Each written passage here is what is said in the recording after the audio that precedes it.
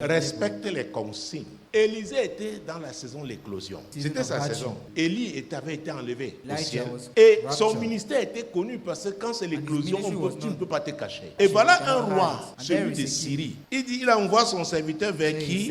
L'homme de Dieu. Et pour moi, c'est puissant. C'est plus fort quand on va te dire, c'est un prophète, c'est un apôtre. Quand on dit l'homme de Dieu, s'il est là, Dieu est là. Ça veut dire qu'on est convaincu. On a vu l'intégrité, la fidélité. On voit la présence de Dieu qui se manifeste. L'homme de Dieu est. Donc le roi envoie, il est malade, il envoie son serviteur avec un présent. Il a pris tout ce qu'il y avait de précieux en Syrie, tout ce qu'il y avait de meilleur. Et il va lui dire quoi? Ton fils Ben-Hadad, roi de Syrie, m'envoie vers toi pour dire, guérirai-je de cette maladie? Oh, quand tu es dans cette saison, la saison de l'éclosion, même des gens qui, dans le monde physique, ont des choses qui font qu'on les respecte. Ils vont t'appeler leur père. Ils vont te dire maman. Parce que tu es l'homme de Dieu, tu es la femme de Dieu. Ils voudront s'identifier à toi. Ils voudront ton intercession parce qu'ils savent que Dieu t'écoute. Et voilà, Élisée, Dieu lui révèle que non, Ben-Hadad, le roi de Syrie, est en fin de course. Alléluia. Et Élisée va dire au serviteur, va dis-lui, tu guériras. Mais l'Éternel m'a révélé qu'il mourra.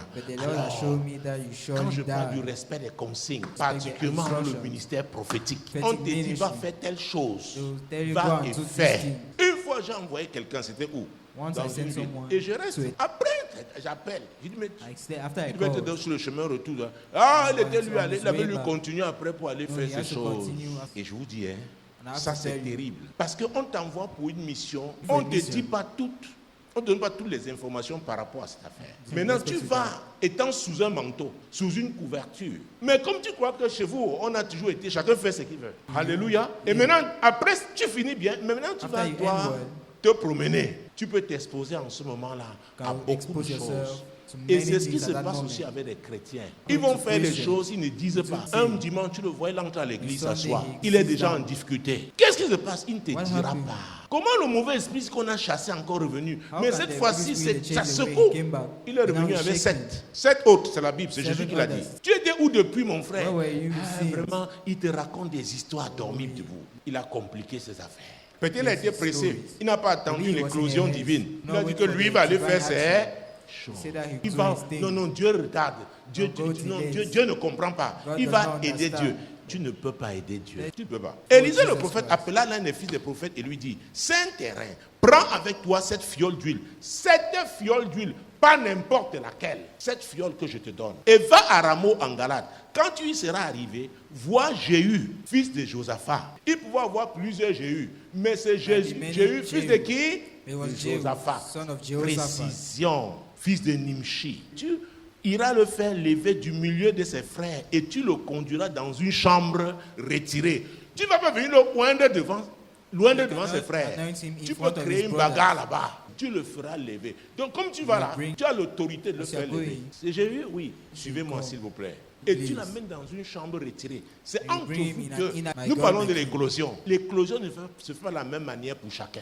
Ça ne se fait pas de la même manière pour tout le monde. C'est particulier, ça dépend de chacun. C'est Dieu qui décide. Le jeune homme, serviteur du prophète, partit pour Ramoth en Galade. Quand il arriva, voici les chefs de l'armée étaient assis. Il dit, chef, j'ai un mot à te dire. Et Jéhu dit, auquel de nous tous? Il répondit, à toi, chef. Bon, ici on comprend que Jéhu il n'y a pas un seul chef. Nous sommes d'accord? Donc ne viens pas dire tout n'importe quel chef là, tu dis, oh, peut-être le plus beau ou le plus grand de taille. Vous savez, Samuel a failli faire cette erreur. Quand il a vu Eliab, le frère aîné de David, si Dieu ne l'avait pas arrêté, il aurait déversé ça sur Eliab. Dieu lui a dit, hey, vous les hommes, vous regardez aux apparences, mais moi je regarde au cœur. Alors le jeune homme, le serviteur est maintenant la phase, n'est-ce pas, de l'exécution. Et Jéhu dit, auquel de nous tous. Pourquoi c'est Jéhu qui a répondu? Dieu aussi avait déjà... Oh, il y avait un alignement déjà. Est-ce que c'est le chef qui a demandé? C'est Jéhu. Et Jéhu dit, auquel de nous tous? Il répondit, à toi, chef. Jéhu se leva et entra dans la maison. Et le jeune homme répandit l'huile sur sa tête en lui disant, ainsi par l'Éternel, le Dieu d'Israël, je toins roi d'Israël du peuple éternel. Oh mon Dieu. Et il va lui donner toute la mission.